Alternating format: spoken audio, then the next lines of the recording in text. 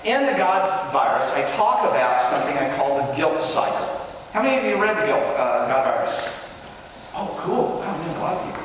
So, in the God virus, I talk about the guilt cycle. It's a psychological tool that religions use to infect you. And I wanted to test this. So Amanda and I tried to put some questions together to help us understand how is the guilt cycle being used. In simple terms, the guilt cycle simply is, we're going to make you feel guilty about what you already are going to do. You're going to make you feel guilty about masturbation so that you have to come back to us for forgiveness. Have you ever heard of a Mormon going and confessing to a Catholic priest? Have you ever heard of a Catholic confessing to an imam? No. You always come back to the place you learned the guilt. That's the guilt cycle. It's a very effective way of infecting people and keeping them infected. So what we wanted to do is look at how guilt operates. And we found some very interesting results. For example, we asked people, what denomination were you before you became secular? And of course you saw earlier some of those results. But the question was, how would you rate what you were taught, how guilty you felt about sex and its implications on yourself, on a scale of 1 to 10. Now this, to me, is one of the most amazing graphs of our whole report. Look at this. Sexual guilt by denomination. We can tell you now, nobody's ever asked this question. In the history of the world, as far as I can find, nobody's asked this question. And now we know that Unitarians have the least sex guilt in anybody. How many of you are Unitarians in here? All right. Congratulations, you won the prize for least sexually uptight. By the way, you'll notice the Jews, the agnostics, and the atheists are just a little bit above. But we are clearly below the rest of these folks. And look over here. Isn't this interesting? We have Seventh-day Adventists, Pentecostals, Jehovah's Witnesses, and Mormons. Absolutely the most guilty, guilt-ridden group of all of them that we've taught. These look a heck of a lot like cults, don't they?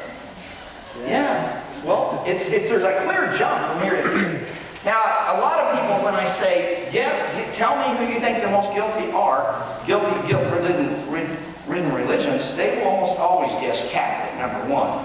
And we got a lot, but the Mormons have just learned how to do guilt much better than the Catholics have. And I think we've got a lot of light Catholics these days. They don't... Catholics aren't having sex anymore because they're not having children anymore. You notice how many Catholics used to have lots of kids, they aren't anymore, so they must not be having sex. Am I correct? Well, maybe they're using birth control. Folks shouldn't want to know about that. You might know the fastest growing religions seem to correspond with the most guilt-ridden religions. Isn't that interesting?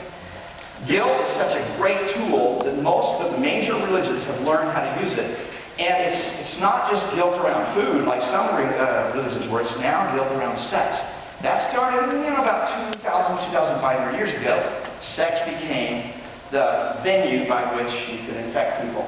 We then took our data and we split the data in some interesting ways.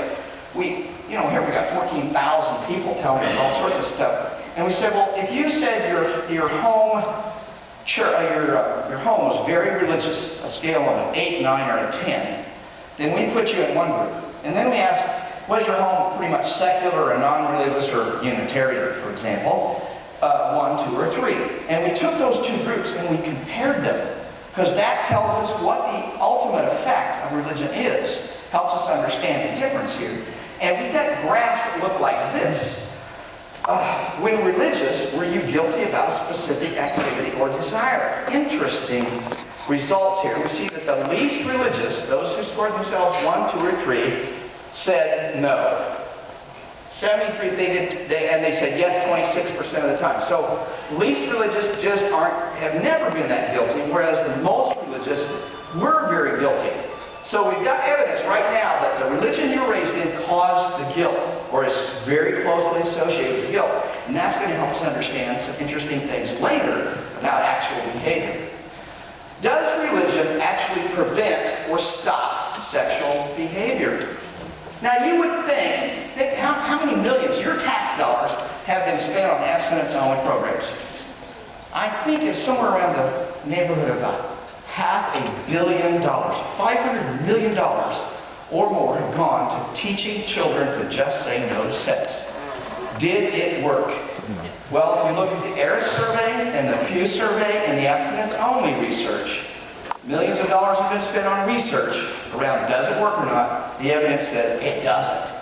It seems to not work at all. So what did our research show?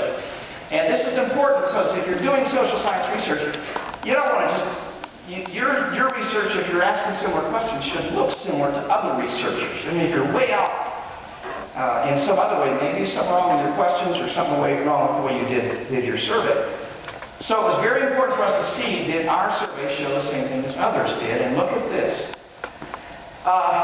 Masturbation.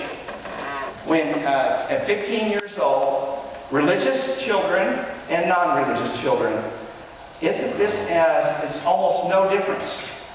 Well, when you come over to the religious people at 18 and non-religious people at 18, you see there is a little bit of difference here. 4 to 9 points down here at the bottom, you can see. So there's some difference at age 18, but you can look back, before there was almost no difference in when they started masturbating or petting or oral sex or intercourse. And look at that, we did have people having intercourse at 15 in our survey, some of which said it was with their ministers or their minister's son or daughter.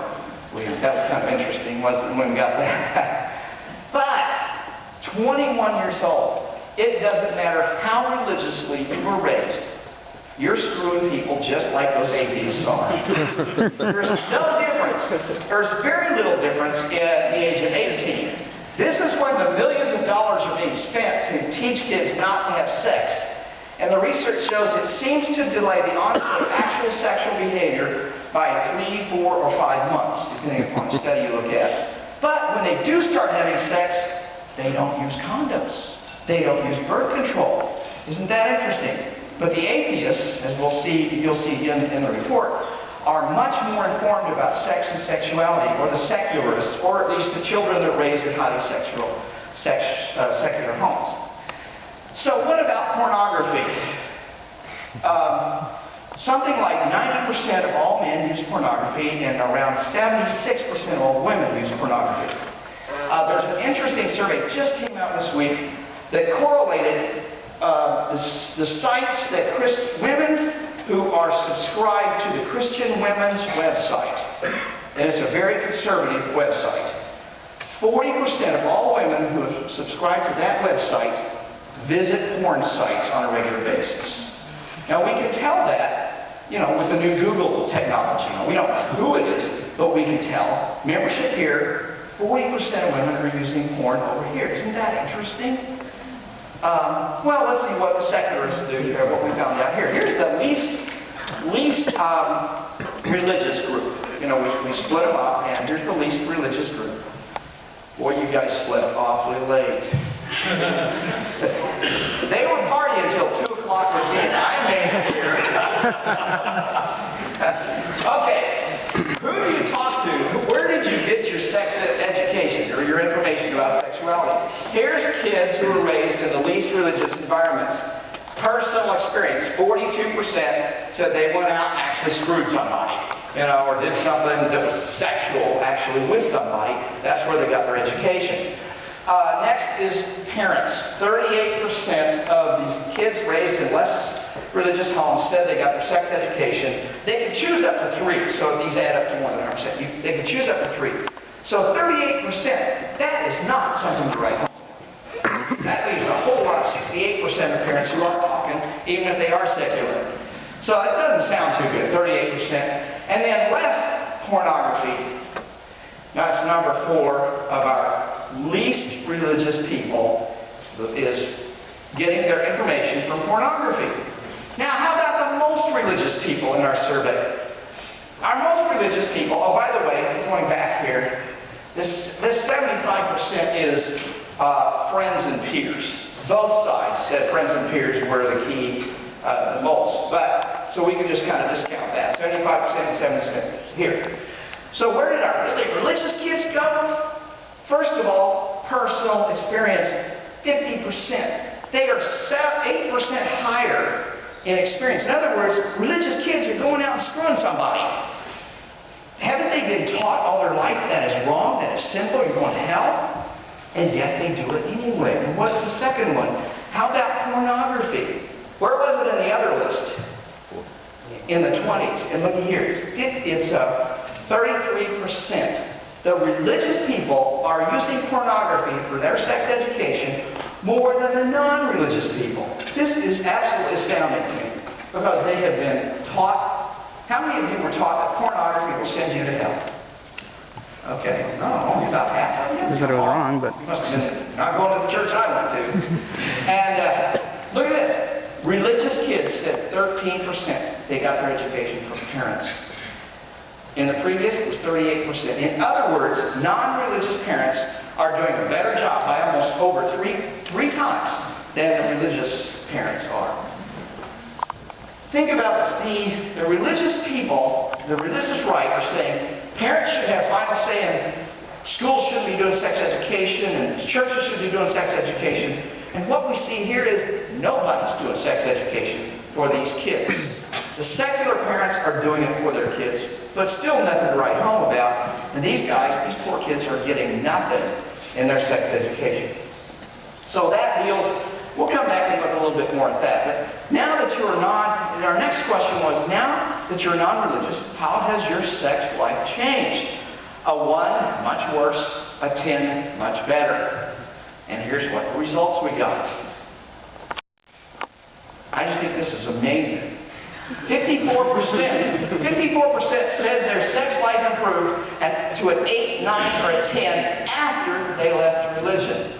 2.2% of our sample said it got worse by a long shot.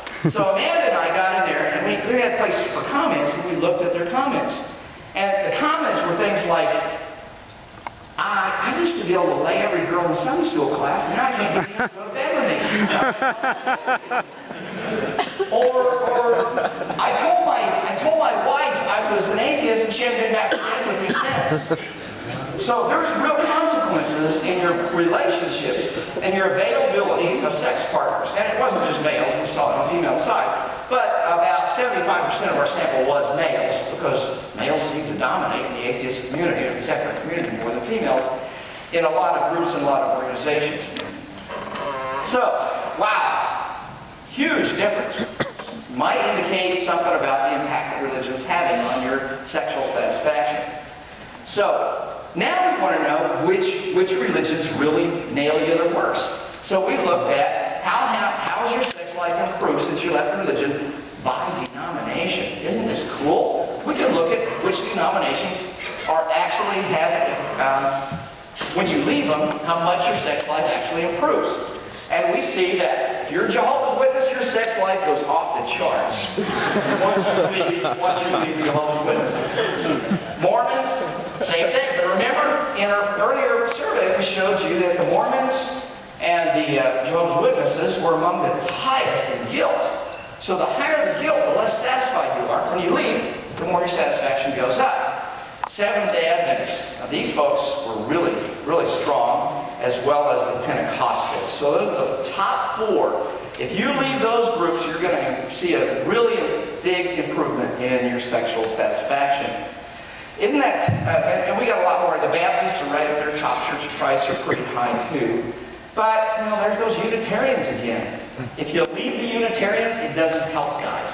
So stick with the Unitarian church. You're not going to get any benefit from leaving there. All right. Just want to keep them happy there. We do have to be a little careful in the interpretation of some of the other groups because our sample size was fairly small, but we did include them if we got 20 or more. And so we have some Buddhists there. Not sure if that data is really that reliable, but we got 20 or more, so we put it in there.